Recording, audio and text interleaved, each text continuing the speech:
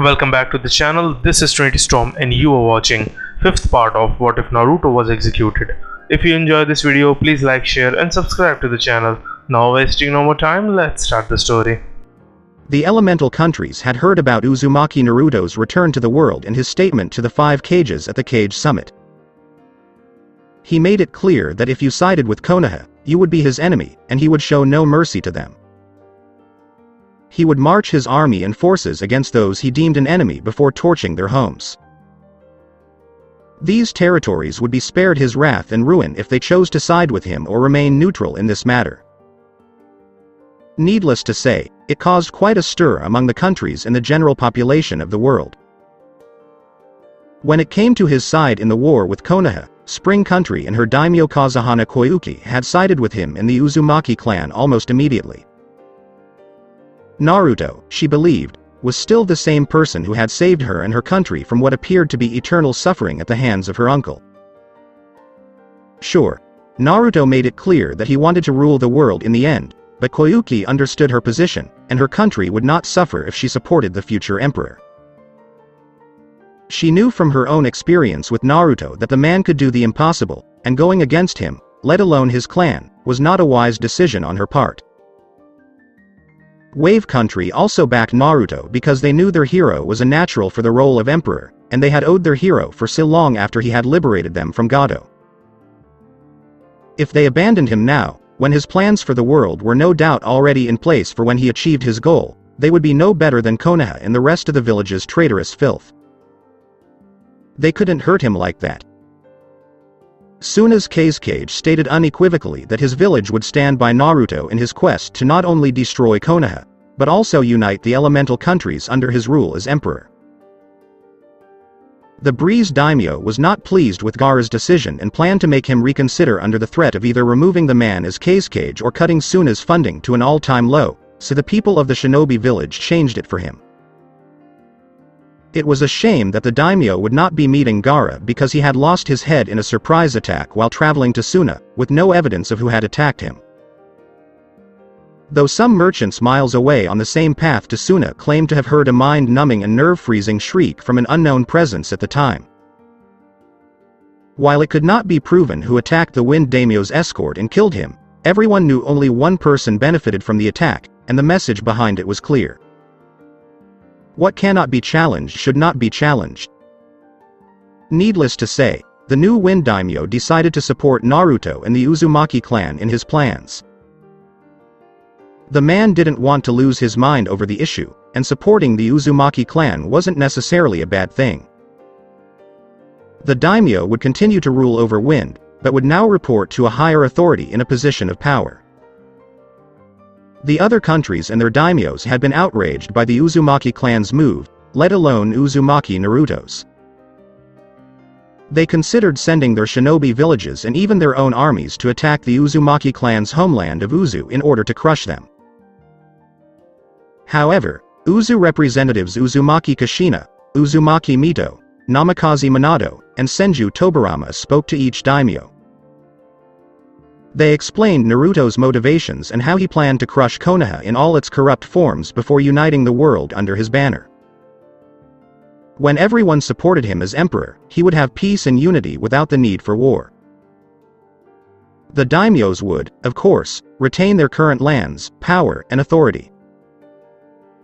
The only difference would be that when the emperor issued a command to one or more of them regarding a specific matter, they would have to obey. Each daimyo had to admit that the emissary sent to meet them was very convincing, and they chose to keep their own forces from attacking Uzu instead. If only for the time being. The might of Uzu was vast, its allies were numerous, and the Uzumaki clan clearly had many powerful warriors under its command. And they were all out for the blood of those they saw as their enemies, which in this case was just Konoha and anyone else who would back them up. With the exception of Danzo, the other remaining Kages made it clear that they would not fight Uzu or its allies in this war. They would be on guard and ready to defend themselves if an attack on their territory occurred, but it was clear that everyone had decided to take a defensive stance. Speaking of Danzo, The Rokudame Hokage was enraged by what happened at the Kage Summit and the refusal of the other Kages to help him. Worse, one of them had formed an alliance with Uzu, and Suna was in a critical strategic position to keep Iwa at bay if the Tsuchikage decided to launch his own surprise attack. Not that the Tsuchikage would do anything of the sort, given how much he despised Konoha and had the opportunity to witness it all from his loft perch in Iwa. Add to that the fact that the former Yondaime Hokage had risen from the dead and was now on Konoha's side. Why should he ruin the show by sticking his big nose right in the middle of it? In any case, Danzo had placed Konoha and the surrounding territory under lockdown, imposing a strict curfew on all civilians and doubling the training of every shinobi. Not only that, but anyone with fighting skills, whether retired shinobi or simply stronger than the average civilian, was conscripted to fight for Konoha. Danzo made it clear that if you want to live in Konoha and be safe behind its walls, you must fight for it. And Danzo had a feeling Naruto was going to make them fight for it. As a result, Konoha cannot and will not receive Toad support for what we did to the Kyuubi Jinchuriki. Why should I be surprised? And you did nothing when they refused to cooperate. As of late Jiraiya, your very existence has become most taxing for Konoha, Danzo remarked as the Sannin stared at him. Danzo, you're such a talker. Your actions, like mine, help to set things in motion. Your and Sarutobi actions senseis are even older than mine. So if anyone is to blame for anything, it is you. Whether you have the title of Hokage or not. Jiraiya retorted angrily, while Danzo narrowed his eyes now that his normal eye had replaced the Sharingan he had and he no longer needed the bandages. This would not have happened if you had listened to me. You should have nominated me when the time came to appoint a new Hokage after your student died. Instead, you and the rest of the people voted for Hiruzen to become the Sandaime Hokage once more. The Leaf required a strong leader capable of keeping the populace in line, and what did you get when you named Hiruzen? A weak man who preferred verbal bargaining over actual force to bring his enemies to heel. Jiraiya's frown turned into a scowl as Danzo shot back. Your approach was ineffective. Furthermore, you would have attempted to transform Naruto into an emotionless Jinchuriki. We both know that wouldn't work because the seal Minato used required him to feel emotions in order to keep the Kyuubi at bay. A Jinchuriki devoid of emotions is essentially a ticking time bomb that would destroy us all regardless of how much conditioning you subject him to, Jiraiya remarked as Danzo scoffed. You're a seal master, right? You could easily change the seal so that my conditioning would not be an issue, Danzo responded, while Jiraiya scoffs. Sure thing. I change the seal, and as a result, I irritate the Shinigami. The seal is linked not only to Naruto and the Kyuubi, but also to the Shinigami. Minato made it clear that tampering with the seal was not a good idea for anyone. Particularly another seal master. Of course, you already knew that, didn't you? Jiraiya accused Danzo, who remained silent for a brief moment. It would have been a necessary sacrifice for the good of Konoha, Danzo finally said, which irritated Jiraiya even more. Said the one who was not sacrificed. Danzo, you have no problem taking people's lives for the greater good, even if they are unquestionably loyal. But when it comes time to give up your own life for the same reason, you leave at the first sign of trouble. Some kind of patriot. You are unable to live up to your own beliefs and creed. Jiraiya exclaimed, while Danzo glared angrily at him. Someone has to be in charge of the weapon. Shinobi are weapons, so they require a strong hand to guide them, such as mine, countered Danzo, while Jiraiya scoffed once more. If that were true, Danzo, you would not have attempted to avoid Sarutobi reinstatement senseis as Hokage. He was the weapon holder at the time, and you, like the rest of us, were a weapon. However, when commanded, he refused to obey. Jiraiya fired back, seeing that the man was no doubt about to kill him. The only reason I don't kill you now is because your shinobi skills, despite their weakness, can still be useful in defending Konoha from our rebellious weapon.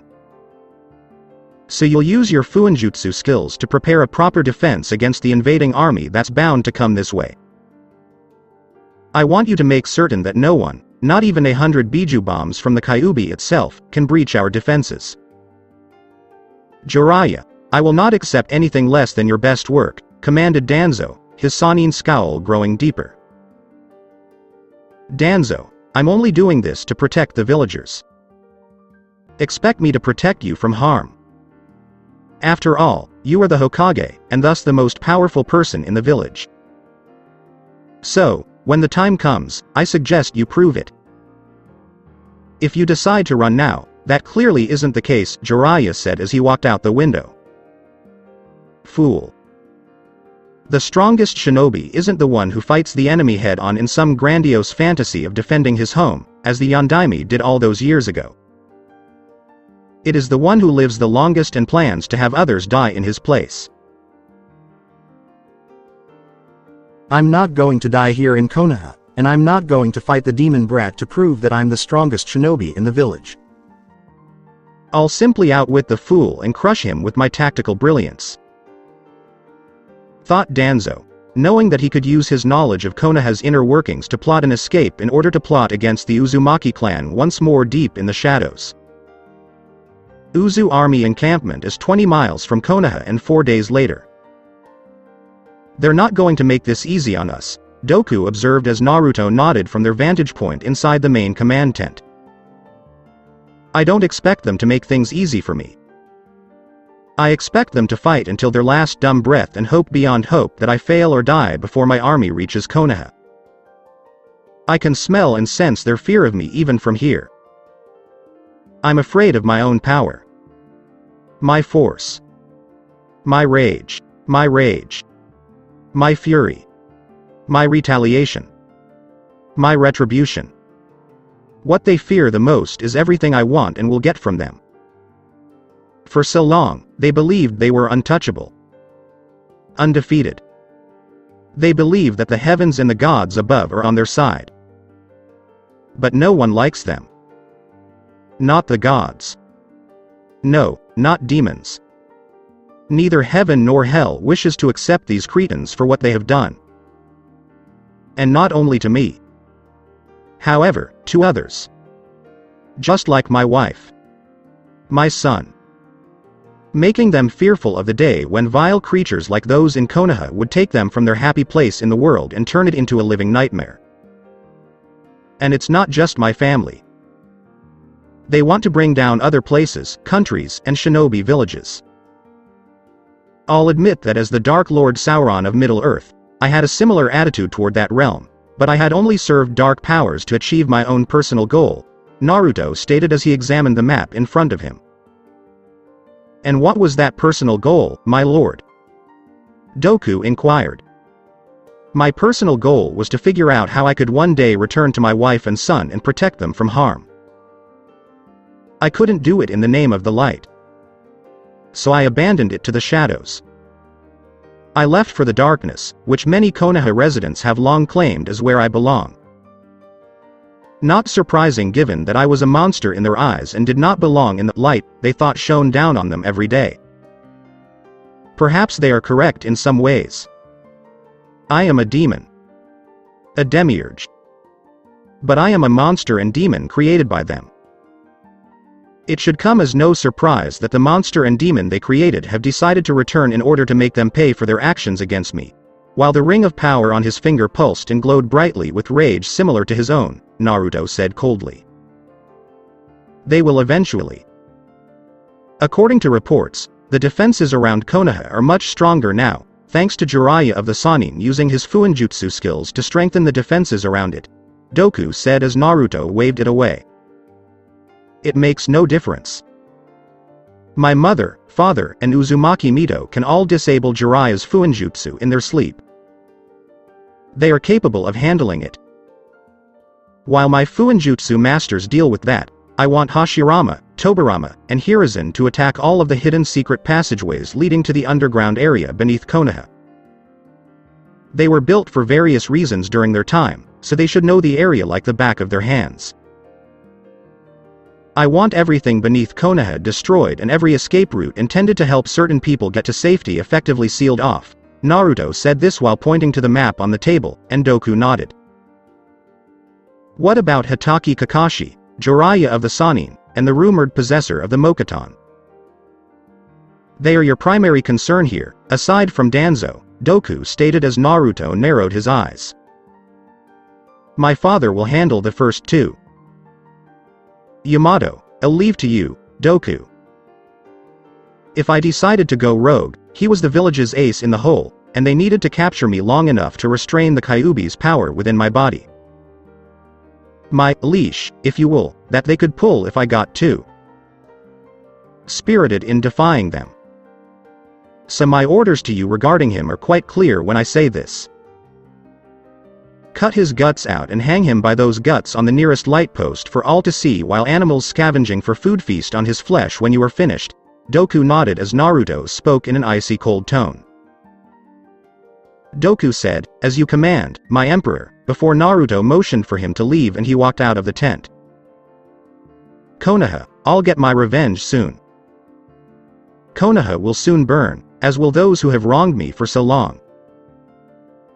Those who have betrayed me, those who would rather see me die in agony than have the happiness I desired. I deserved to be happy. Before his ring of power shone even brighter and the armor of Sauron covered his body, Naruto thought to himself. Everything is ready, my lord, White Zetsu said after appearing behind Naruto.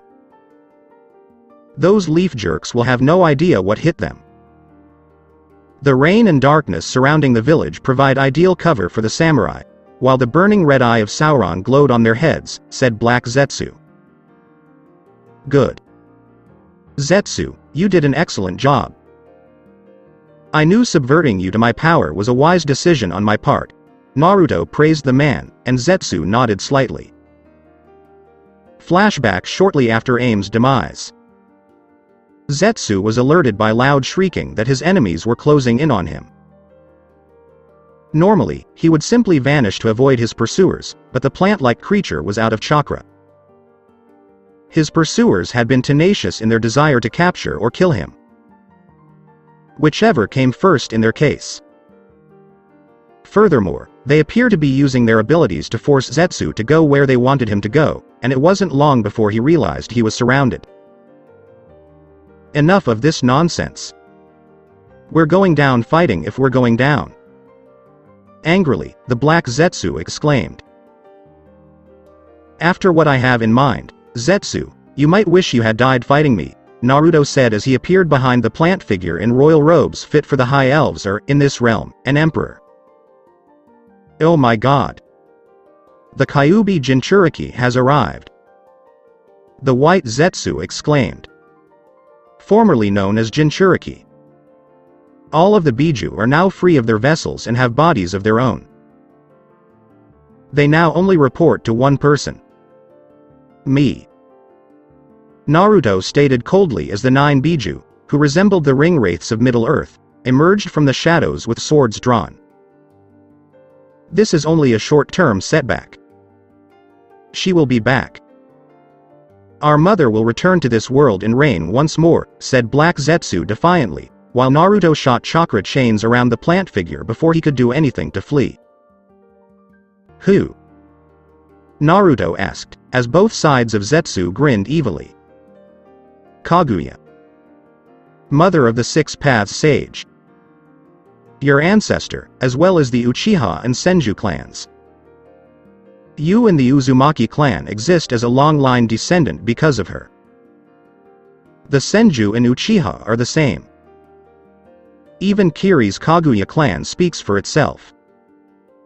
Screaming was introduced into the world by her 2 children. But her feelings for them have faded. Now all she wants is for her son's creations to be reduced to ash. You are no exception, while Naruto looked at him with a bored expression, the White Zetsu said. And I'm guessing that as long as you live to carry out her will, Kaguya has a chance of one day returning? Inquired Naruto, his right hand flexing and his ring of power pulsing slightly. She is our mother in the same way that her biological children are. We are her will, and she will come back to this world at any cost. Black Zetsu exclaimed before Naruto swooped down on him, the Uzumaki's right hand grabbing the plant man's face. Forfeit your mind, exclaimed Naruto demonically before launching his attack on Zetsu as a whole and beginning to combat this creature's puppet master's will with his own. While feeling the burning pain caused by Naruto's ring of power, Zetsu screamed, "Ah! You will not resist me!" exclaimed Naruto as he dug deep into Zetsu's mind and discovered the section where Kaguya had implanted her will within the plant man's body. It quickly devolved into a battle of wills. From now on, one would win and dominate the Zetsu. The other would be completely destroyed. There is no spirit. There is no soul. There is no will. Nothing. You're not going to take him away from me. He is under my command. To be in command. Will of Kaguya defiantly exclaimed. Kaguya, get out. Your return will not disrupt my plans. This world requires only one true ruler of the elemental countries, and that will be me. Commanded Naruto before unleashing the full force of his power on Kaguya's will and burning it off Zetsu. No! Screamed Kaguya's will in defiance of Naruto's power. Die! Commanded Naruto as his power wrapped around Kaguya's will and crushed it mercilessly. Before implanting his will into Zetsu and making the plant man his devoted servant until the end of time. What orders do you have for us, my lord? The white Zetsu inquired first. What do you command? Inquired the second black Zetsu. You must conduct infiltration operations. Make me happy. While Zetsu bowed, Naruto whispered cryptically. Flashback concludes. It was time for the Dark Lord of Middle-earth to appear. If only for one final time. To destroy his enemies as Sauron, but to rule the world as Emperor as Uzumaki Naruto. Konoha 2 after 2 hours. It was overcast. It was very dark.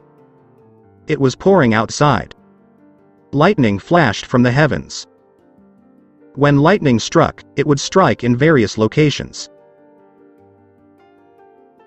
The wind howled furiously, and the darkness around the village seemed to grow deeper with each passing moment of the day. Today is the day. Not at night. Day. But it was so dark outside that it might as well have been night, with no sunlight filtering through the dark storm clouds above. But that was not Konoha's immediate concern.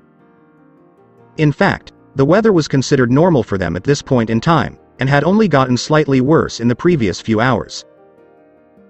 And with good reason. Konoha was being attacked.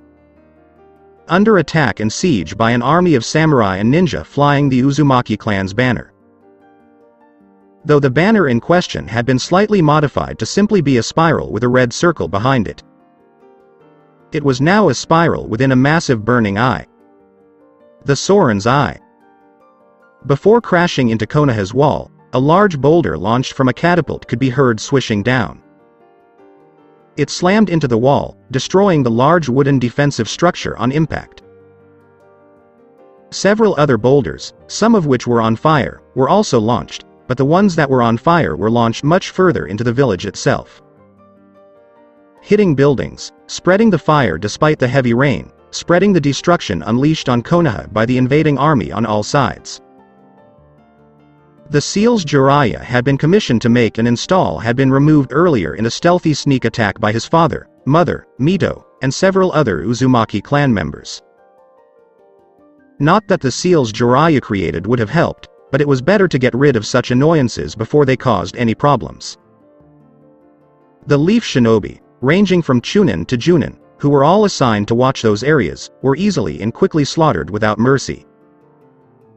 Their bodies were hidden or disposed of in secret to prevent anyone from suspecting the attack ahead of time. Konoha's root nin were being annihilated underground by the first 3 hokages who once ruled the village. 2 of whom were acting on their own volition to bring justice to those who had wronged their family, if not their very teachings. While the third, ironic pun intended, among them was being forced to do it on the orders of his master, Uzumaki Naruto. The clan head had taken over the revived Sandaime Hokage's mind and implanted in it an all-consuming command to fight all Konoha shinobi who stood in the former Dark Lord's way. Hiruzen had tried to fight it, if only for a few seconds, but Uzumaki Naruto's might and will were too strong to overcome. Naruto had shown Hiruzen the truth about the night of the Kyuubi attack, how his beloved wife had died at the hands of one Uchiha Obito, and how said woman would be ashamed of him for becoming the manipulative monster he had become all those years ago. In a nutshell, Naruto had broken Hiruzen and bound the Sandaime Hokage in chains that had imprisoned the majority of the man's free will. All the former Sandaime Hokage could do now was serve his master, despite a large part of his enslaved mind screaming at him not to do so and fight for the leaf. Unfortunately for Hiruzen, the man was imprisoned within his own mind, and Uzumaki Naruto was his warden, with the only key to the lock that surrounded the bars. Mokaton. Tree spears! Exclaimed Hashirama before unleashing wave after wave of wooden spears at the root nin in front of him, spearing them all to the underground area's walls. Water style. Raging waterfall jutsu! Exclaimed Tobirama before summoning water and drowning the root nin in his path of water, falling on them like a massive waterfall. Hiruzen, on the other hand, was told by Naruto not to use any of the jutsus in his mind, but rather to rip apart any Konoha shinobi using only taijutsu. To break bones, necks, and the spinal column. Sandaime Hokage knew how to rip out chunks of flesh with his bare hands, gouge out someone's eyes while they screamed for mercy, and other gory methods of destroying the human body from his many years as a ninja while his body was in peak physical condition. And, as Naruto had instructed, the former Sandaime Hokage delivered in a very gory fashion. Naruto, on the other hand, had walked right through the front gate after one boulder smashed it to pieces, and his entrance had resulted in Konoha nin swarming him. Some rookies and their senseis were present. The sight of their former comrades standing there in the armor of the Dark Lord Sauron shocked and intimidated them all. Isn't this surprising? My old friends have emerged from hiding like frightened rats on a sinking ship. It's very kind of you to come see me so soon. It saves me the trouble of finding and killing you all individually, Naruto remarked, his mace in hand, and the tightening of his grip heard when grinding against his armored hands. It's time for you to die, monster, Kurenai said as she prepared for a fight. You're going down, demon, Ino said as she prepared to strike his brain. Fate decrees you die yet again, Neji said, calculatingly looking at Naruto's form. You will not be able to withstand our springtime of youth, exclaimed Lee from his taijutsu stance. That's what you think, Naruto said before swinging his mace to the left and striking a charging Anbu wearing a bear mask. Everyone was thrown back by the powerful shockwave created by the collision. It caused some nearby buildings to collapse. A group of Junin attempted to attack him, but Naruto sent them flying with his mace in the ring of power unleashing itself on their bodies. With every swing of his mace on a person, place, or even the ground, the hits themselves broke said bodies on contact, while buildings around him fell. He is fire, as the infamous Dragon Smug once said many years ago, just before the attack on Lake Town. He is death. The army of dark-armored samurai, his dark samurai general Doku, and members of the Uzumaki clan swarmed inside Konoha around Naruto, assassinating one person after another. Some rookies, such as the Ino Shikacho, along with their parents, attempted to unite once more against Naruto and bring the invasion to an end with his death. But, much to their surprise, Naruto's power was too much for them to handle. When the shadow users came into contact with Naruto, their powers were turned against them, and they were choked into unconsciousness. Ino and her father attempted to attack his mind, but the former was repelled and knocked out. Meanwhile, Inoichi's mind was violated by Naruto's spirit grabbing his own before the Konoha battle. Shinobi's head had been strained to the point where it couldn't take any more, causing Inoichi's head to explode right there on the spot. Choji and his father, on the other hand, had expanded their bodies to the size of giants and attempted to stomp on Naruto's smaller form, only to have the force and power behind Naruto's mace swing obliterate the leg or arm used to crush him. When both Akamichi shrank to normal size to prevent massive blood loss, they found themselves on the ground, Choji without an arm and his father without a leg to stand on, both crying out in pain as Naruto walked by in his armor, unconcerned, and allowing his enemies' cries of pain to echo throughout the village even after they were captured by his samurai per his standing orders prior to the attack. He ignored the cries of death as samurai and Uzu nin slaughtered the Konoha shinobi around him mercilessly. When he was a child, many of the ninja in this village did nothing but hurt him. The same goes for civilians. Those who did not physically harm him did so emotionally, calling his own mother a whore from the red light district and his father, of all people, a bastard. Also, when physical abuse occurred, those same people did nothing to stop it and simply felt it was better to watch if it piqued their interest. "You ungrateful brat!" exclaimed Jiraiya as he descended on Naruto, armed with a Rasengan and intent on killing his former student, only to be repelled by Naruto's left hand's armored fist. "Jiraiya, you have no right to accuse me of being ungrateful. You are the one who betrayed my parents, aided in my clan's betrayal. I assisted this village in inflicting harm on me, hurt me. And for what purpose? Because of some illogical prophecy? So you could use it to finally cast a shadow over those who once cast one over you in your ego?" questioned Naruto as he watched Jiraiya slowly rise from the ground. "It was necessary, young man. Your clan was becoming far too powerful. They needed to be corrected. They even had the audacity to demand that Mito return to Uzu during her old age so that they could transfer the Kyuubi to another Uzumaki of their choice. They had no business denying Konoha a Biju." Jiraiya yelled angrily. "Considering how you and everyone else feel about the Biju or their Jinchuriki, I think we have every right to have the final say," Naruto said, scowling at Jiraiya.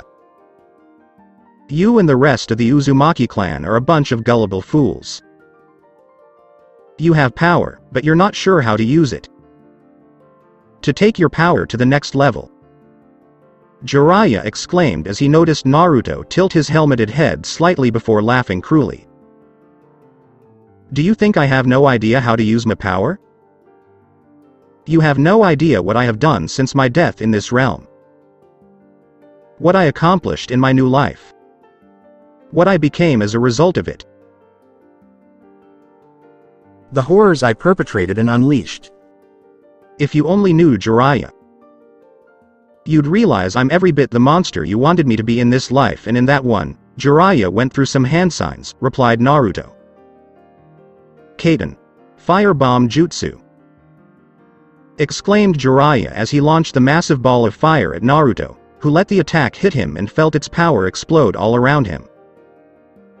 Jiraiya, for his part, smirked as his attack exploded, killing the son of his first former student. To be honest, the Toads should have recognized the boy for what he was and sided with the true winning team. Instead, they chose to abandon Konoha and the principle of might makes right, while everyone else was killed or beaten into submission. "Jiraiya, is that it? You think the battle is over after one measly fire jutsu? That you have triumphed?" While walking through the fire, Naruto questioned himself and absorbed it into his ring. "That was dead on. You ought to be dead," Jiraiya exclaimed, while Naruto chuckled. "I've already died in a fire. I can't die by its hands twice." Especially when the person who used it is a pathetic little perverted wuss like you. Naruto retorted coldly while slowly approaching a shocked, worried, and angry Jiraiya. You Uzumaki filth never knew when it was best to lay down and die, exclaimed Jiraiya before unleashing the swamp of the underworld on Naruto, trapping him on the spot. The same can be said about you, Jiraiya, Naruto remarked before obliterating the swamp and slowly walking out of the crater created in the process. Why won't you stay dead? Yelled Jiraiya, hurling jutsu after jutsu at Naruto, none of which hurt the former Jinchuriki in the least. Because I cannot die at the hands of a fool like you.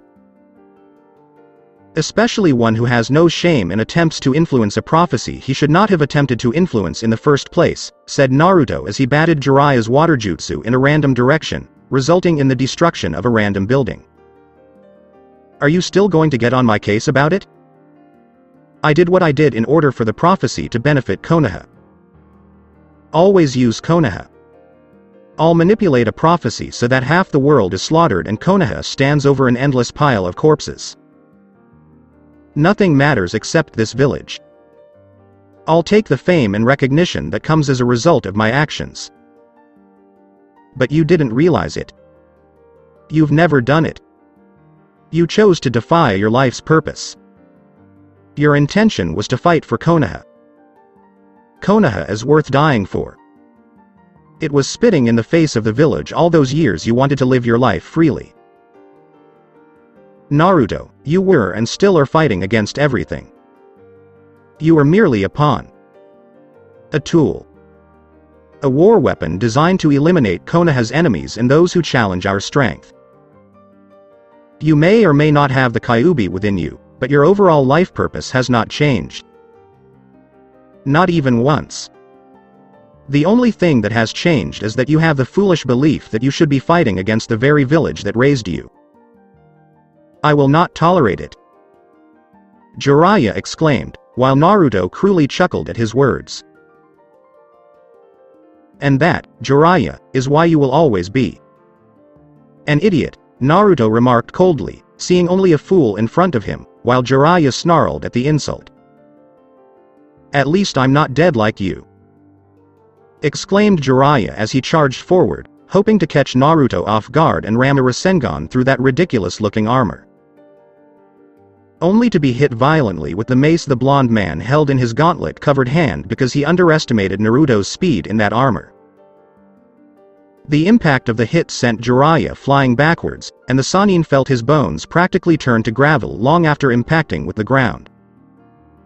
He couldn't even scream in agony. The pain was so intense that the natural reaction of screaming out would have only exacerbated it. Jiraiya, you're such a waste of life. To think that someone like you educated my father. Of course, you didn't do much training, just letting my father do all the work and claiming it was because of your actions that he became so great. You are a leech, just like Orochimaru. The only difference between you two idiots is that Orochimaru steals other people's lives. You profit from the fame and hard work of others. The same could be said of your sensei stealing other people's free will. Specifically, my clan and I. But also those who live outside of Konoha. Hiruzen, of course, has already paid the full price for his actions by becoming my slave to use as I see fit. It's a shame you won't be around to see what happens to Tsunade when I have her face judgment, replied Naruto, while Jiraiya used the last of his strength to look up at the towering form of the man who was once his student. You are a monster, exclaimed Jiraiya as Naruto knelt and looked the Sannin in the eyes. Jiraiya, you turned me into a monster. Remember? Since I was born, you, Hiruzen, Kakashi, Danzo, and the rest of Konoha have attempted to turn me into a monster. You're only enraged at me because the monster you created isn't attacking Konoha's enemies. If I was, would you be staring at me with such venom? Or would you be proud to know that your weapon of war easily made Konoha stronger in the end by wiping out all of its enemies? Jiraiya snarled and tried to move, but his body was too damaged to do anything, said Naruto. This world and its inhabitants will not submit to you. There are more people who think like us than there are Naruto fans. The destruction of Konoha will only make us heroes and martyrs long after we die. You will never experience peace. Jiraiya stood defiantly up at Naruto. You overestimate Konoha's ability. You're underestimating me. Given my track record, I'd think you'd realize by now that underestimating myself, and the Uzumaki clan in general, is something you just don't do. What would one expect from a charlatan like yourself? Naruto remarked, knowing the man would take the insult hard. Jiraiya exclaimed, "Bastard!" as Naruto's free hand consumed his face. According to the man who is the living embodiment of the term. Jiraiya, farewell. I'd say it was fun catching up on old times, but that would be a lie, Naruto replied before crushing Jiraiya's skull like it was nothing. One major moron removed. There are several more to go. In collaboration with Kushina and Minato. Run, run! Exclaimed one Junin before being ripped apart by chakra chains emanating from an enraged redhead woman. There will be no escape from me. No mercy. No pity. All who harm my baby will die. Raged Kushina, her wrath representing her rage and fury. We apologize. We're sorry. Pleaded another Konoha nin, who was Anbu ranked but had his mask slashed in half, revealing his fear of the blonde former Yondaime Hokage. Your abuse to my son and enjoyment of it says otherwise, Minato said before jamming his tri-pronged kunai into the Anbu's face and violently pulling it down, slicing the man in half vertically. Sensei. Please stop. Pleaded Kakashi as Minato observed his former student using both eyes to see things. Even so, Kakashi was blind to the cold reality of Minato's mind. Sensei? You lost the right to call me that when you betrayed my son years ago. You are not worthy of the title, Sensei. You are not fit to be my student. You're not deserving of all the love, time, and effort I've put into making you a great shinobi. The only one of my students worthy of being my student is no longer alive, and according to what I've heard, she was killed by your own lightning-covered hand. You didn't even try to contact me by appearing with one of my kunai to stop her seal from malfunctioning. You just killed Rin and took the easy way out, Minato said before stepping in front of a stunned Kakashi and proceeded to beat the living daylights out of his former student. Kushina, on the other hand, was ripping apart multiple shinobi at the same time, either with her chakra chain or with her sword, which had the Uzumaki clan symbol burning on the bottom of the hilt and the flat side. When compared to some who were hit right in the forehead with the hilt, those she killed with the chains or sword died mercilessly. Because the symbol at the bottom was unique. It was laced with magic and fuinjutsu, and it actually projected Naruto's horrible childhood life all the way to his death. The pain, on the other hand, would be so intense as a result of being enhanced or rather amplified several thousand times over that death would be instant but feel like an eternity. Kushina deemed them most deserving of such a death for what they had done to her son for years and enjoyed torturing him. Now her son's pain was theirs for the few seconds of life the outside world gave them before death. Mito, on the other hand, had made her way to the hospital, crushing every Konoha shinobi who stood in her way or fled along the way. This path of destruction also included nurses and doctors. Senju Hashirama's wife was no frail housewife or dainty daughter of a feudal lord with servants ready to serve her hand and foot. No. Her name was Kunoichi. She had fought the Kyuubi and Madara in battles and wars before they attacked Hashirama. Many shinobi in this village were unaware of this fact, which was omitted from history books in order to make this village appear better than it was in reality. Mito had made it her mission to correct that mistake. She would remind the world why the Uzumaki clan, and by extension herself, were not to be trifled with in any way. Mito would see to it that a new history book about her and Konoha was written with their blood, and her hands held the kunai pen that would be dipped in the ink required to write it. When Mito arrived at the hospital, she noticed that the majority of the staff, as well as the shinobi assigned to guard it, were either dead or dying on the ground. They had all died from some kind of poison, based on the look of horror on their dead faces, and the poison had not been a quick one. No. It had been slow, tortuous, and cruel all rolled into one, with hallucinogenic properties to add to the plan's misery. They've entered.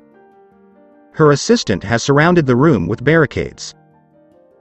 I could easily get in there, but since this is personal, said the white zetsu to Mito, who was standing outside the door of the woman's intended destination.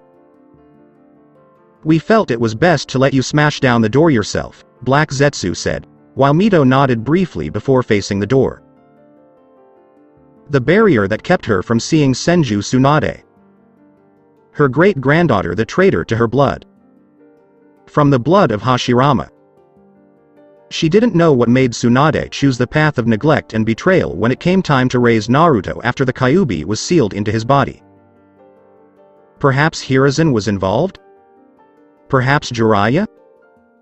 Did her own children with Hashirama become corrupt in some way, poisoning Tsunade's mental state? She'd get her answers right away. The door exploded with a single punch, forming a massive hole with what was left of the blockade behind the door now scattered all over the place. Walking through, Mito caught the poison senbon needles Shizune launched from her hidden position and looked at the medic Nin, Tsunade's apprentice.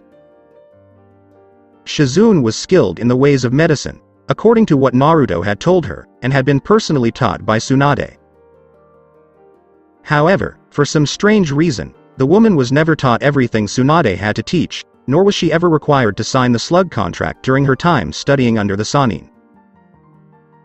It didn't matter about the last part because, like the toads with Jiraiya, the slugs had ended their summoning contract with Tsunade after her second stay in the hospital after Kushina had put her there. Even so, Mito saw it as a waste of potential. Tsunade had clearly followed the path of sensei teaching their student anything they could in the specialized field, but never taught the student everything the sensei knew. Tsunade had most likely done this out of fear of the student one day surpassing the master and rendering the master obsolete. Hiruzen and Orochimaru's connection came to mind immediately, as did Jiraiya and Minato to a lesser extent in terms of a student outperforming the teacher. But that didn't excuse Tsunade from doing the same. The world required highly skilled medics, doctors, and nurses to aid in the fight against all things lethal and dangerous to the human race as a whole. Allowing Shizune to reach her full potential as a medic nin was a sin too great to bear. Tsunade, in Mito's opinion, had chosen to covet her power, and had taken the selfish path of tying Shizune down by dangling more knowledge and skills in front of her. Do that again, and I'll skin you alive and smear your intestinal tract all over the room, Mito threatened, as Shizune took a position in front of Tsunade's bed, ready to strike. I will not let you hurt Tsunade-sama, Shizune countered, ready to fight Mito to the death. Have you hurt her? I don't have to harm her. Kushina had already done that for me, which is why Tsunade is here in the first place. No. If I wanted to hurt my granddaughter, I would kill you in front of her while she was still conscious and tell her what a waste of a life she was in my opinion. So why don't you be a good little girl, the ever-loyal student, and stand aside before I kill you, wake up my granddaughter, and proceed to show her your head after I remove it from your body? Mito said now, her patience wearing thin. You have no business being here. You're not supposed to be among the living, Shizune said, frowning even more. If you don't move in the next few moments, you won't be among the living, Mito warned, as Shizune began to sweat. I'm not going to back down. Shizune challenged, you might as well kill me now, while Mito stood there for a second before reappearing in front of her. As you wish, Mito said before slipping her arm through Shizune's chest and terminating the woman's life on the spot. Mito tossed the now dead woman away as if she were nothing, and the body fell through the now broken window into the ground below. Shizune had long since lost the right to live in Mito's mind based on a glimpse of the woman's personality. Following Tsunade blindly when she should have been questioning every decision the woman made in life. Instead, the foolish girl followed her future sensei around like a loyal puppy, completely submissive to the older woman out of respect for the mutual dead family that bound them together. Shizune was a puppet in Mito's mind, with Tsunade pulling her strings when needed and having her dance to the tune of others when needed, without a single independent thought. Simply cutting the strings and letting the puppet fall was merciful. Tsunade began to stir from her bed at this point, and she looked around to see the room had been destroyed, as well as bloodstains on her bed sheets. Something told the woman, however, that the blood wasn't her own. She frowned in confusion as she looked around a second time to see her grandmother standing there, looking very angry at her right now. "Grandmother?" Tsunade asked, her face darkened by Mito's scowl. "Good day, Tsunade. Are you surprised to see me?" "You shouldn't be considering I'm an Uzumaki and Naruto-sama did bring back all of his kin from the land of the dead," Mito said as Tsunade tried to sit up, but the look her grandmother gave her froze her in place. "What became of my room? What is the source of the blood on my bed? Where has Shizune gone?" Mito's cold expression never wavered as he asked Tsunade. "Shizune and I had a brief disagreement. The blood you see is the result of me ending the argument," Mito replied, Tsunade's eyes widening before she sat up completely. "Shizune was not guilty. You had no reason to murder her." Tsunade exclaimed angrily, "She was precious to me," but was quickly grabbed by the throat by Mito and pinned down to the bed like a helpless child. "Are you sure? Tsunade, who do you think you're talking to? Do not address me as if you are immune to criticism. Know your place when you're in my presence, because it's only slightly higher than an insect I'd rather crush beneath my sandals. It's only because you're my granddaughter that I'm not killing you right now. You're a disgrace to both my clan and your grandfather's. You not only did not stay in Konoha and attend to Kushina despite knowing she was pregnant, but you also did not return to help raise her only child. Your distant relative. When you lost following your growing debts to others, you abandoned your family to drink, gamble, and run. Not only that, but you had the audacity to condemn all previous hokage. That is, you have insulted your family, Naruto's family, and followed in the footsteps of the one hokage who did not deserve the hat in the first place. When Konoha was formed, you condemned everything we built. You did nothing to change people's minds about Naruto, nor did you punish those who had wronged him in the past, all the way up to Pain attacking Konoha. They were lucky I wasn't Hokage, because if I had been, I would have dragged every single one of those traitors to the public square and executed them all in front of everyone. You simply sat back and let the village do whatever they pleased with Naruto. You just sat back and let a group of people on a council, who shouldn't have any final say in the first place, abuse a member of my clan and a member of your family," exclaimed Mito, with Tsunade attempting but failing to free herself from Mito's superior strength. "I couldn't do it. I had suffered greatly. Dan. Nawaki. This village took everything from me, and I refused to return because the memories were too painful for me.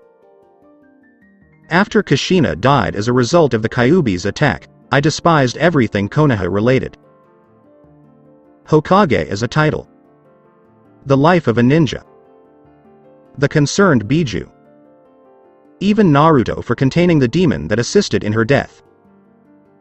To a certain extent, I despised you. You and grandfather brought the Biju back to Konoha without any worries that the beast would escape. Whether due to an error in the sealing matrix or an outside source. When I found out Naruto was the Kyuubi Jinchuriki, I remembered Kushina and how the Kyuubi had killed her after it had escaped. I despised the Kyuubi. I despised you and the clan for being the clan's guardian. I despised almost everything about the 9 Biju. That includes me. You're saying I'm a disgrace to the clan? Well, I'm ashamed of you and my participation in yours. Tsunade yelled angrily at Mito, I hate you too. I never said I despised you, Tsunade. I'm only embarrassed. So was your grandfather, but he didn't have the heart to do what needed to be done here today. I, on the other hand, have the courage to do what needs to be done because you are not one of us.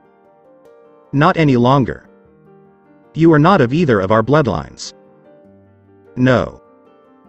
As far as my relationship with you is concerned, it is the equivalent of you being adopted into our family out of pity, and I will not tolerate someone like you in it. Consider yourself removed from both sides of the family name. In my eyes, you are no longer an Uzumaki or a Senju.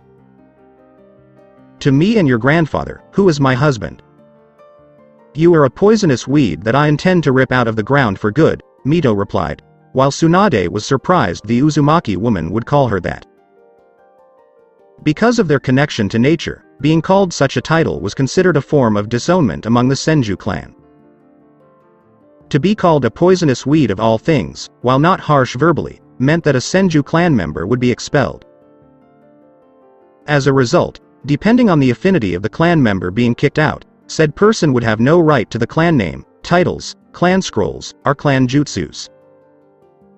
It was the Senju clan's way of saying, you are no longer one of us. Anyone who did not follow the clan's principles was told, get out filth. Granted, it had never happened, even after the clan was founded, but it was there as a precaution in case a Senju did decide to act in an uncharacteristic manner. You cannot. Only a Senju can address me as such, and you are only married to one. Tsunade challenged, it doesn't count if you say it. Mito narrowed her eyes. Normally, this would be correct. However, your grandfather, who is also my husband, first told me to tell you the words, and by that authority, you are no longer a member of either clan due to our family blood ties. Consider yourself expelled from the Senju and Uzumaki clans, poisonous weed. Mito replied before tightening her grip on Tsunade's neck and beginning to choke the life out of her disowned granddaughter. PPP, please halt. Tsunade pleaded, Gee, grandmother. But only found cold eyes staring back at her.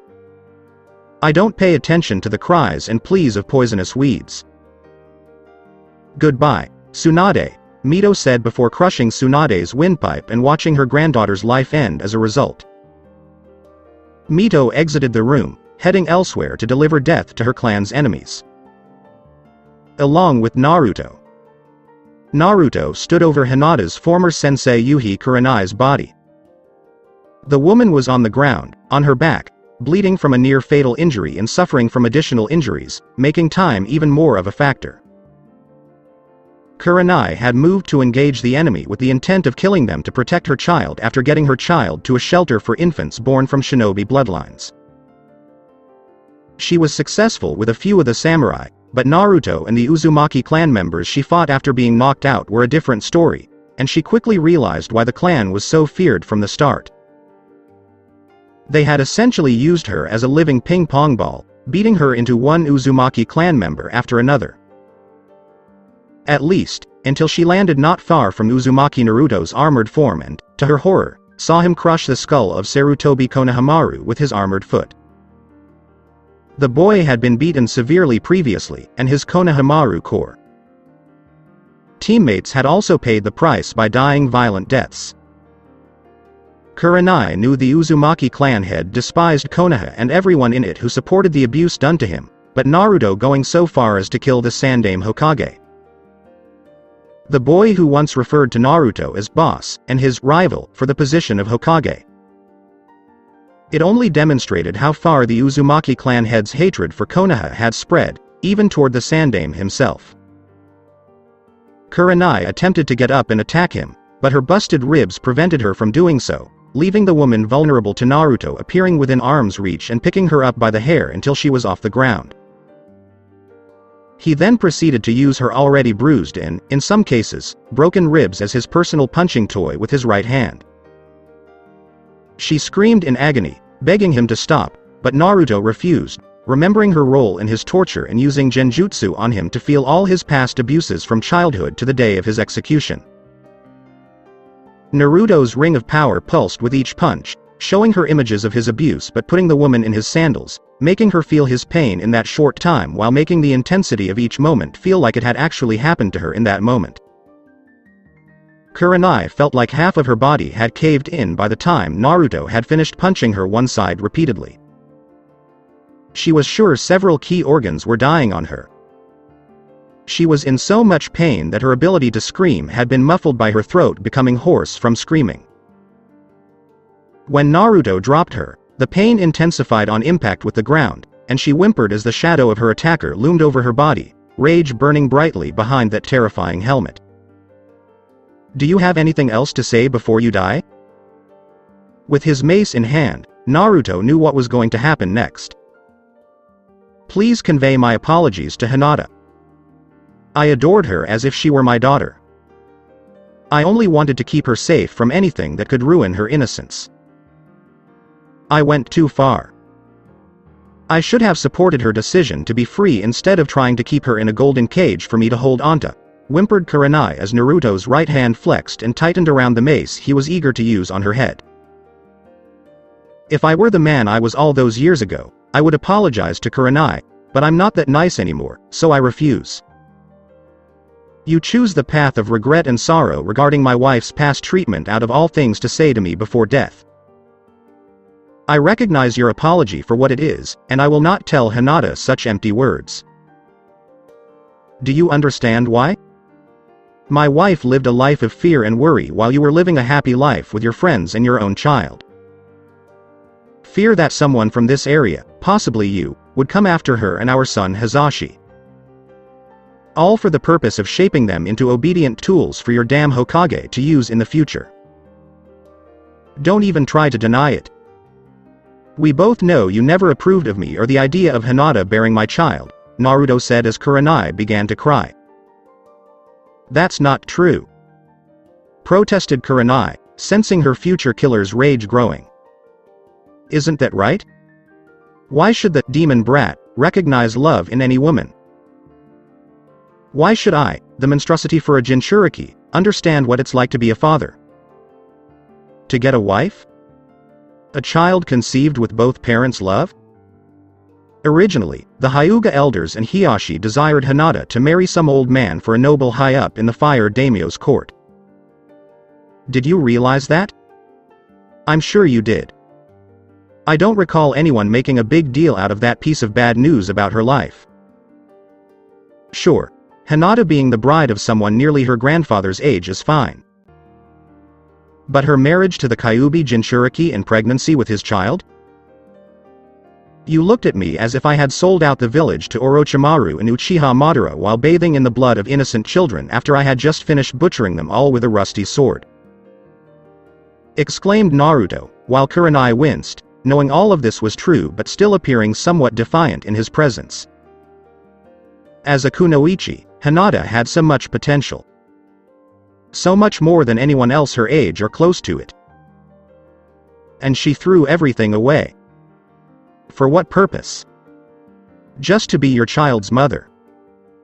To be your devoted and loving wife. Hinata deserved better. Retorted Kurenai, her voice vehement. And what makes you think I would have treated my wife in such a way that she would not have reached her full potential? Hinata has always impressed me with her strength. I believed in her when no one else, not even you, did. For Kami's sake, her clan had Hinata imprisoned for years, and you did nothing to stop it. It was dubbed a clan matter. You hide behind technicalities and moral obligations not to meddle in family matters. But we both know Hinata should not have had to suffer at the hands of her family. You still preferred that your former student live under the thumb of the clan that oppressed her over me, even after she married me. Me. I loved Hinata more in the first 2 years we were together than her family ever did when she was growing up. Does that make sense to you in that thick skull of yours? Asked Naruto, as Kurenai's hatred for him waned for a split second before returning. You've always been a monster. A deplorable creature who should have been slaughtered as a newborn. The only reason you weren't was because of your value as a future weapon, but I saw how it was pointless to nurture you after seeing how much of an idiot you really were at the academy, snarled Kurenai as Naruto chuckled cruelly. Did it ever occur to you that the reason I was so stupid was because no one took the time to properly teach me? Consider this. Sasuke was supposedly so good at being a shinobi because he got all the attention he wanted. All the training, guidance, education, and everything else imaginable to turn him into a prodigy among the ranks like his older brother Itachi. But give Sasuke none of those things, as Konoha did to me, and ask yourself if he would have been just as good. No, it does not. Imagine how strong I would have been if people hadn't hated me, abused me, and sabotaged my training from the beginning. If people had loved me instead of hating me, you would have had my loyalty. Instead, you and Konoha will only receive my hatred and wrath for past sins, Naruto said as Kurenai looked up at him. You will be defeated by someone. The world will not tolerate someone like you as emperor, Kurenai observed. Naruto cocked his head to the right slightly. Perhaps. But, as things stand, you won't be alive to witness it, Naruto said before bringing his mace down on Kurenai's form and obliterating it on the spot. Along with Anko and Iruka. Oh, no. If I wasn't pregnant, I'd be able to help fight them off. Anko yelled angrily as Iruka hushed her, the two sneaking around to avoid the enemy around them. Quiet. If we are apprehended, we will either be killed or, in your case, held captive until the baby is born to be used for whatever the enemy has in mind, Iruka murmured, while Anko winced at his words because they were true. I know. Are you sure? I hate sneaking around and being powerless to fight, Anko spoke in hushed tones. We need to leave Konoha and go somewhere safe. Somewhere where we can raise our child without fear of being discovered by the demon's army, Iruka murmured before the two of them sensed something behind them. Or, more precisely, someone. If it isn't Amino Iruka, who is it? Mitarashi Anko, his wife. Mitarashi Anko, his heavily pregnant wife, Doku commented as Iruka glared and stood protectively in front of Anko. Keep your distance, monster. Otherwise, you will face my wrath, Doku laughed as he threatened Iruka. How moving. Such affection. Such devotion to the woman who is carrying your child. If I had organs behind this armor, I would feel compelled to vomit, Doku said as he walked closer and unsheathed his katana. Both you and your master will perish here. Konoha will not be defeated easily, Doku laughed amusement behind the tone of Anko's warning. You overestimate the importance of your village. When was the last time your village won a fight on its own? You had assistants at all times. Allies, comrades, and devoted friends who fought for you to the point of death. But who is now on your side? Following your crimes against my master? Suna has taken our side. Kiri does not want to be a part of this war. Iwa wants you dead and is content to stand by as your beloved village burns to the ground. Kumo is in the same boat. All the major countries as a whole will not stop us. Even your fire daimyo has agreed to let Uzu and the Uzumaki clan pass final judgment on this village for its crimes in the past. With the exception of the Sandaime, your former Hokages and their wives are even willingly joining the fight. The current Hokage is fleeing the fighting and knows the village is doomed.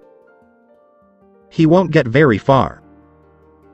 Even now, the first two Hokages are closing in on him, and Shimura Danzo will no longer be alive, Doku remarked as Iruka drew a kunai and prepared to attack. Anko, you must flee. I'll keep him at bay for as long as I can, Iruka said this while Anko looked skeptical. You can't be serious. exclaimed Anko as Iruka cast a glance her way. "You should pay attention to him, lady. When I kill your lover, I intend to rip your child from your womb and force you to watch as it dies before you." Doku was threatened as he watched Anko's eyes widen. "Run, Anko. Don't argue with me on this point. Simply run. Now." Iruka quickly ordered Anko to do as he said. "Iruka-san, you are such a strong, yet dutiful woman. She must adore you, and you must adore her. It's a shame you didn't care as much for my master as you did for her when the time came to step up. Was it too much for you to be a man on whom my master could rely?" Iruka glared at Doku as he mocked him. "As if you'd understand. All those years ago, I lost everything to the Kyuubi attack. I had to stand by and watch as the monster went unpunished while imprisoned in a child. Why should I care if the prison warden dies? I have no feelings for Naruto as long as the prisoner dies with him. All I've ever wanted was closure, and Naruto's death with the Kyuubis provided it. But then he disgraced my family and myself by marrying, falling in love, and starting a family before I did. He had the audacity to want to be loved and let the Kyuubi feel it. It is unconscionable to allow the murderer of my parents to feel love and come back to life. It's not right. I am entitled to happiness. No way. I deserve that kind of happiness more than Naruto did." Iruka exclaimed, while Doku simply shook his head. "Fool. You're not even worthy of spilling your blood on my sword. Fortunately, you have someone standing behind you who wants to do it himself," Doku said as Iruka quickly turned around to face the ringwraith who led the others in Naruto's name. "Kitsune himself, the Kyuubi no Kitsune. Die and join your family in hell," Kurama whispered before letting out a shriek and slicing into Iruka's body with his sword. "Ah!" screamed Iruka in agony, clutching his sword wound and looking up at the shadowy figure who had done this to him. "I'll leave him to you." "Kyuubi," Doku said as he walked around the shocked man bleeding on the ground. "Kyuubi? But that's not possible." Iruka observed the ringwraith before seeing shadowy red-eyed nine-tailed foxes of medium dog size appear around or out from within the enemy's dark robes. "Feast on his flesh," Kyuubi said, pointing to Iruka. All Iruka could do was scream and beg for mercy while the masters summoned shadowy-colored red-eyed foxes did as he said. Along with Anko. The heavily pregnant special Junin Mitarashi Anko was moving as quickly as her pregnant body would allow while minimizing the strain on her child. She had no intention of causing a miscarriage and losing the baby. Being with Iruka was probably her one and only chance to have a family and be a loving mother. The village had actually been more welcoming to her after she used her own interrogation techniques on Naruto before his execution to get him to confess to his crimes, which he never did, much to her chagrin, and things were starting to turn in her favor. Following the death of the brat, she finally had a good man in her life, friends began to appear, and it wasn't long before the taint of being Orochimaru's former apprentice left Anko completely. Even the bad weather that followed the death of the Kyuubi Jinchuriki did little to dampen her spirits. But what about now? Anko had helped torture, mutilate, and laugh at the monster she had seen die by fire jutsu. With an army on his side. That's a demon army. Not to mention his damn clan, which should have remained dead or scattered rather than resurrected to unite against her village. "Are you going somewhere, lady?" Doku asked, emerging from the shadows in front of Anko with blood on his deadly sword from a group of nearby Konoha shinobi he butchered, including the one Naruto had assigned him to kill, Yamato. And, of course, Anko feared the worst for Iruka's fate, with Doku being the one to take his life. "You killed him," Anko said quietly as Doku shifted his gaze from her to his blood-splattered sword. "I've killed a lot of people since our first meeting. It's difficult to remember who I killed in their actual names after killing so many insignificant pieces of filth. Doku said this in a heartless tone, but he knew exactly what she meant.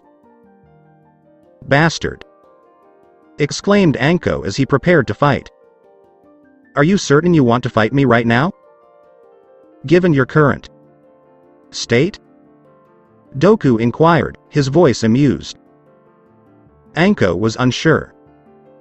She could fight, but because she was in the later stages of her pregnancy, her body was not capable of fighting like it used to. Anko, on the other hand, had no doubt that if she did fight, her life would end before she could even move to flee the dark samurai in front of her. Better to go down fighting when facing my enemy than to be stabbed in the back, Anko said, as Doku laughed. What a hoot. Fortunately for you, my orders do not call for your death. No, not yet. No. My master has different plans for you, Doku remarked before nodding to someone behind him and making Anko turn around. And saw Zetsu's form standing there before unleashing a pollen from his mouth that knocked her out while the plant man held her. Is this woman really that big? What did she eat to gain this weight? A single elephant or 2? Or 10? While holding Anko, White Zetsu inquired. Shut up, you moron. We must transport her to the prisoner holding area, before the plant man as a whole vanished with Anko in hand, said the black Zetsu. Along with Danzo. The Rokudame Hokage was in an unfavorable situation at the time. Not only had Konoha fallen, but most, if not all, of his root had been annihilated underground by 3 previous Hokages. He had attempted to flee underground and reach a secret emergency exit designed specifically for this type of situation or something very similar. But, to his surprise and horror, his route had vanished, and his way out had been blocked by the 3 previous Hokage and a handful of Uzumaki clan members. So, I see you're running away from your position like a coward. And you refer to yourself as a Hokage?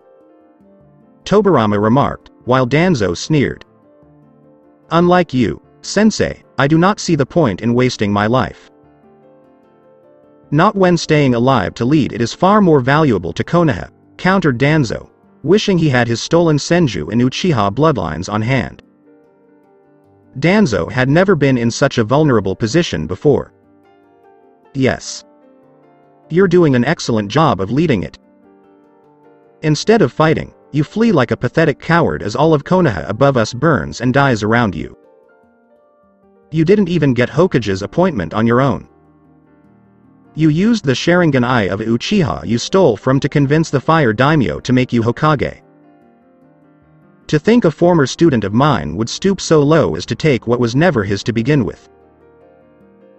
Now I understand how Orochimaru became corrupted after spending so much time in your root program all those years ago, Tobirama added, with Danzo now looking angrily at the second Hokage. If you had made me Hokage instead of Hiruzen all those years ago, this would not have happened. Konoha would be the world's greatest military marvel. Nobody could compete with us. Unrivaled power. Unequaled. All other shinobi villages would be wiped out or forced into service to carry out our orders. But you chose the dimwit next to you as your successor.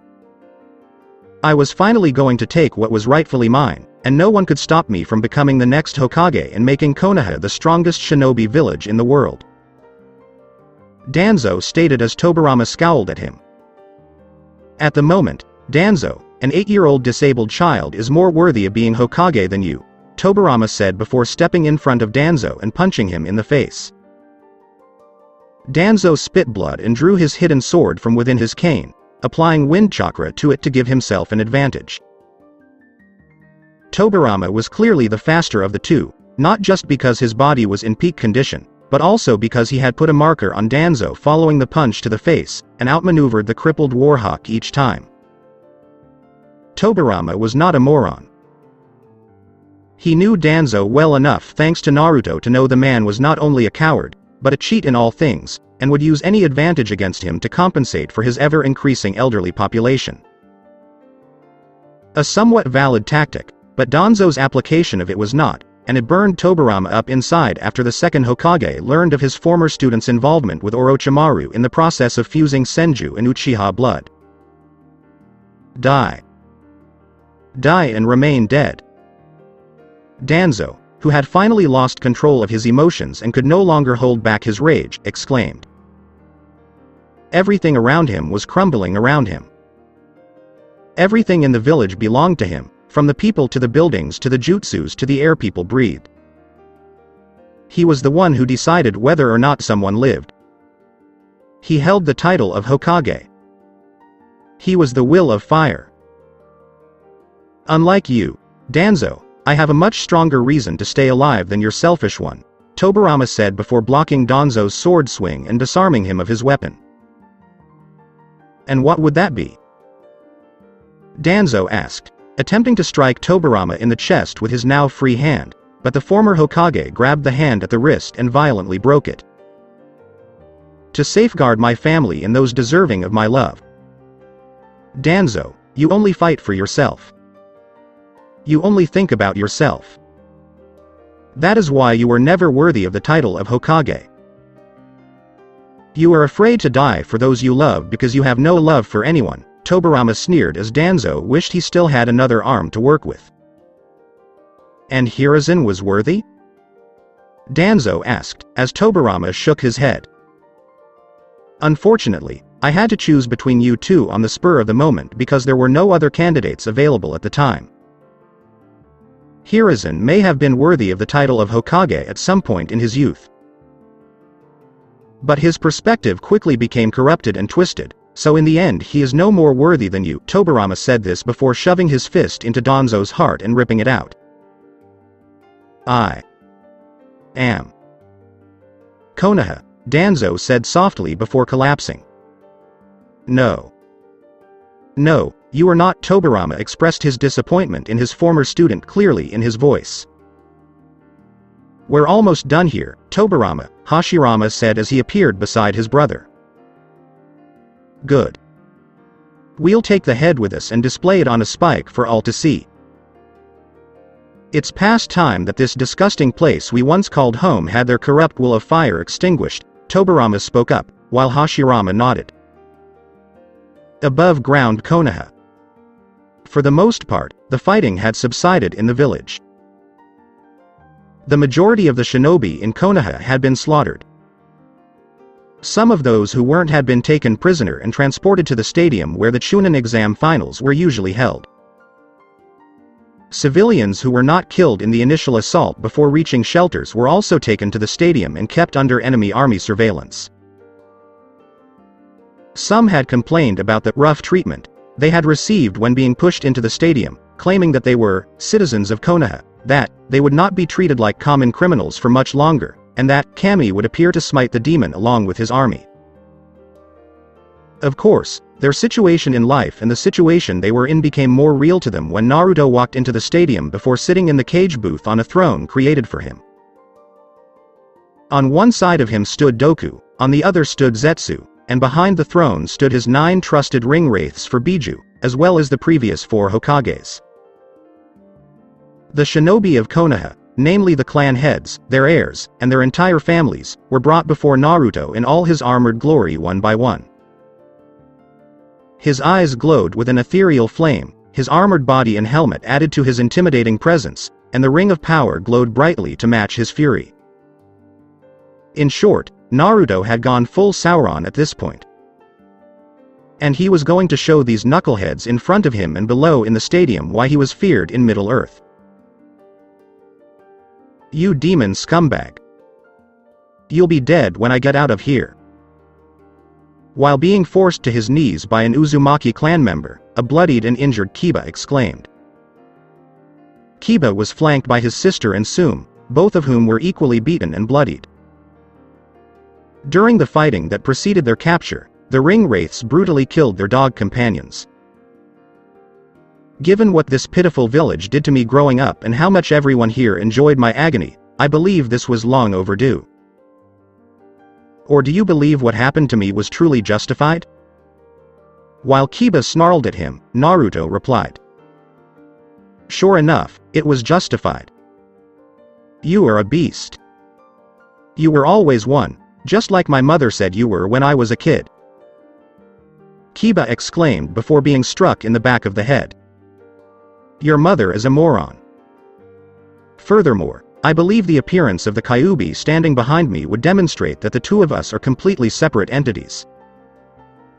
That's correct, Kurama. Naruto said as Kurama nodded. That is my master, Kurama said, as the Inuzuka clan members in front of them were taken aback. But Mom said you and Biju were the same person. She claimed the Kyuubi took over your body and caused you to smell like a fox. She claimed that the Kyuubi was made mortal and thus controllable, much like a wild animal that could be tamed, Kiba remarked as Minato and Kushina stared at Tsume. Clearly, your mother is deafening. We had to have smelled like a fox, right? Tsume turned away from them, said Kushina. She didn't say it because it was true.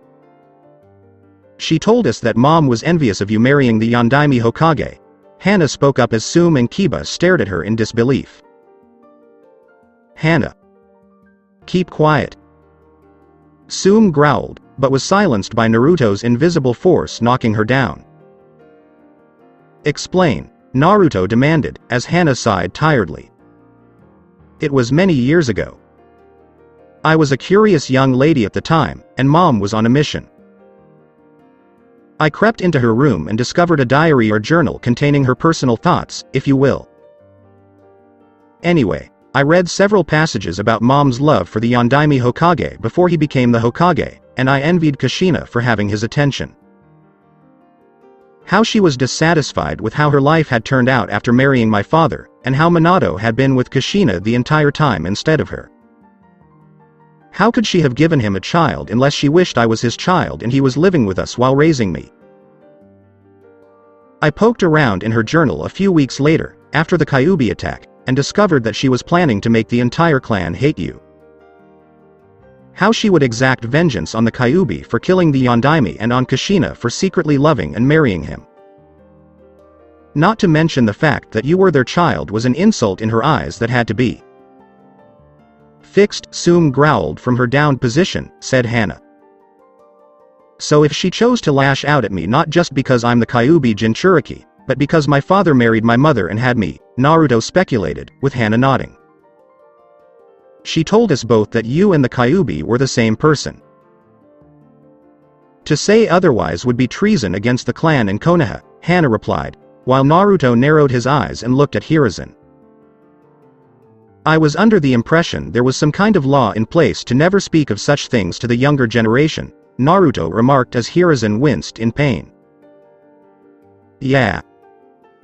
Mom claimed that the law was only for show against those who disagreed, and that no one would enforce the punishment if it was broken. Everyone was aware of the truth long before you were. Tsume finally got back to her knees and growled loudly, replied Hana. I had the same thought. It makes sense that the fools who harmed me were taken away, only to be found walking around the village a few days later with a smug look on their face. They were most likely told to stay quiet for a few days and they would be released from their so-called prison, after being arrested by the Anbu, Naruto said angrily as he looked at Hiruzen again, causing him to fall to his knees and cry out in pain. No one in the Naruto group paid any attention to the former Sandaime Hokage. Why? Why do you like them so much? What was it about me that didn't appeal to you? Tsume demanded, looking at Minato with longing, anger, and sadness. Is it necessary to inquire? Take a look at what you did to my son. Assume I was with you and somehow sealed the Kyuubi into my son. Would you have been attracted to him? Did you call him your son? Have you shielded him? Would you have avoided him? Have you abandoned him? He was left to suffer in the village without you? Questioned Minato, while Tsume simply looked away, whining that it wasn't fair. No. I wouldn't do it, Tsume admitted that she thought Biju were property, if not pets, that needed to be tamed every time one was sealed into their Jinchuriki. And for that reason alone, Tsume, you were unworthy of my love. That is why you will never be considered worthy, Minato concluded the conversation. Now comes the part where I have to decide your fate, Naruto said before drawing his sword behind the three in Iruka. Please. Have mercy. Please, please. Pleaded Hana, hoping that the former Jinchuriki would have some mercy deep within his heart. Beg? You have no idea what it means to beg. Particularly for one's own life. For the first 5 years of my life, I begged people to stop hurting me. I pleaded with people to love me. To see me for who I am and not for what I am not. Every time someone beat me, I begged. When I was stabbed by someone. When lynch mobs left my broken form within an inch of its life and walked away with smiles on their faces, I begged. You have no idea what it's like to beg for your life. You all don't. So why should I have mercy on either of you now because of your pitiful attempt at begging? Questioned Naruto, glaring directly at Hana.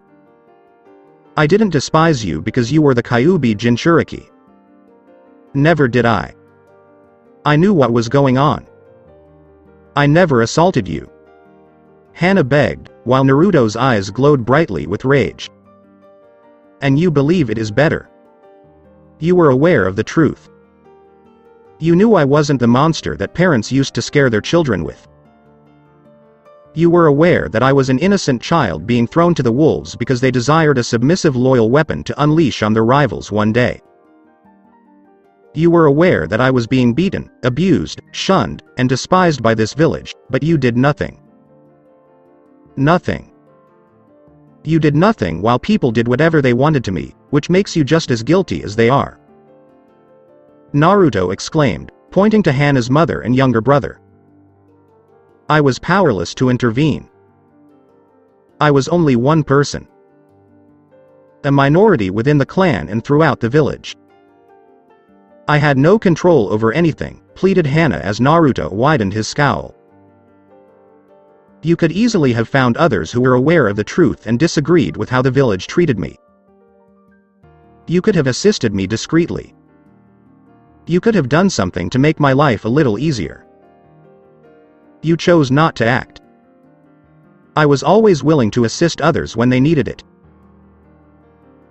I may have done it alone, but at the very least I tried when no one else would. Naruto countered with Hana openly crying as she saw her mercy pleas falling short.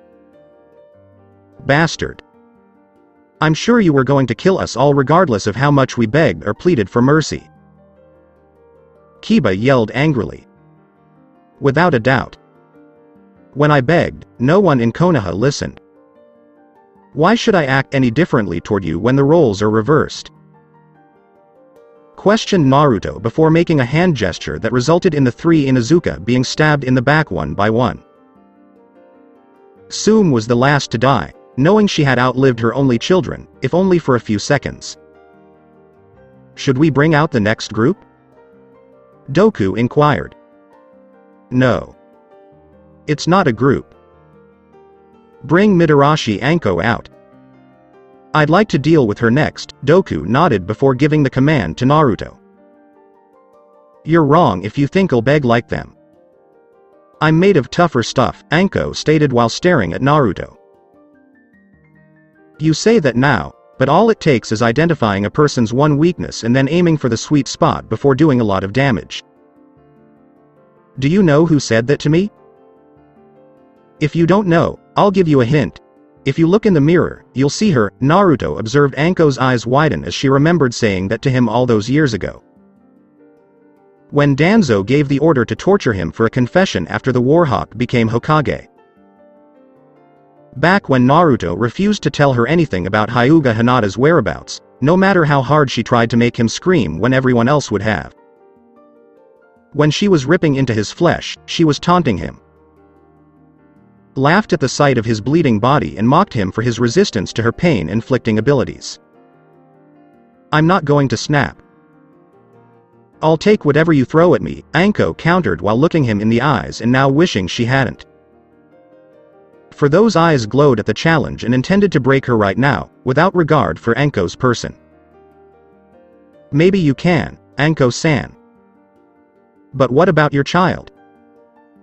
"No, I don't think so." While Anko began to sweat, Naruto responded coldly. "You're playing a game. You would never harm my child. Certainly not in front of your parents." In the presence of the previous Hokages, Anko retorted as Naruto narrowed his eyes at her. "Doku. Slash your sword through her stomach. Assassinate her child," commanded Naruto, looking the woman in the eyes as he gave the order. "Yes, my lord," Doku replied before drawing his sword and approaching Anko. "Don't be concerned, Anko-san. I have no intention of letting you die here after your child died. You will survive. You will survive, but your child will not. You will live with the knowledge that I have taken away your right to be called a mother. I have taken away the life that was developing inside your womb. Live with the knowledge that the child you've wanted to love since learning of the pregnancy will die right now. It will never see the sunrise. There is no forest or tall tree. Other children are never seen playing, making new friends. When they are older, they will be able to find that special someone in their lives. Never to marry. Never have children. You will never have grandchildren. To never experience the true joy of being called a grandparent. To never know the joy of love in all its forms as a result of this single action that is about to befall you. Mitarashi Anko, that is your punishment. That is my method of breaking you," Naruto said coldly as Anko turned to face Doku, who had kicked her shoulder and knocked her down with his sword raised to strike. "No. Please, no." While she saw the blade raised, she begged Anko not to strike her and the baby. "Don't? Anko-san, I thought you were tougher than that. I thought you said you weren't going to break." "You appear to be breaking as I speak." Despite the fact that Doku has yet to carry out his orders, Naruto remarked as he noticed Anko's gaze shift from him to Doku. "Bastard. What exactly do you expect from me?" Anko demanded, as Naruto raised his hand to prevent Doku from stabbing her, and the former Dark Lord of Middle-earth leaned in closer. "What do I expect from you? What I want from you is to hear you scream, suffer, and die alone, with no one to love you. As the village has attempted to do to me since my birth. What I want is for you to be broken in mind, body, and spirit, with no hope of ever fully recovering. I want you to live a life of hell without end. Beyond description. You laughed at my anguish. At my expense. I intend to make sure you hear my own laughter while you struggle to live knowing that everything that has ever mattered to you has been taken away." Naruto then motioned for Doku to carry out the order. Only to knock Anko out by striking the woman in the back of the head with the hilt of his sword. "I don't understand," Tobirama said, looking at Naruto. "It is very simple. Tobirama-san. Anko will be sedated here until the child is born in the coming months. The child will be raised by people who want and love children. They will not learn anything about the child's origins or birth parents. When Anko awakens from her sedative-induced coma, she will be informed that her child has died. If you will, call me dead. In addition, we will inform her that she is unable to have children. Soon after, I will have Anko imprisoned, where she will spend the rest of her days alone in the dark, without the love she so desperately craves." Naruto replied coldly, knowing that this action would destroy Anko with no hope of recovery. "Many would consider that cruel, my son," Minato observed as Naruto looked over at his father. "What they wanted to and did to me while I was growing up here was far crueler than my father. You are aware of this. It's only fitting that they learn an important lesson today. They will learn that there is no action without a consequence, and there is no action without a choice. They chose to hurt me because they believed no one or nothing would stand up to them. That they could inflict harm on people who are not from Konoha or who are different in general and get away with it. They've spent so long instilling fear and pain in those around them that everyone in Konoha has forgotten how to feel it within themselves. They will, however, learn again today. They'll all figure it out before they die. Replied Naruto as he watched Anko being dragged away and the people below, each of whom was waiting for his final judgment. And it would not be pleasant. So that's it for today. I hope you guys enjoyed it. Don't forget to like, share and subscribe to the channel for more awesome stories like this. Thank you. See you all in my next video.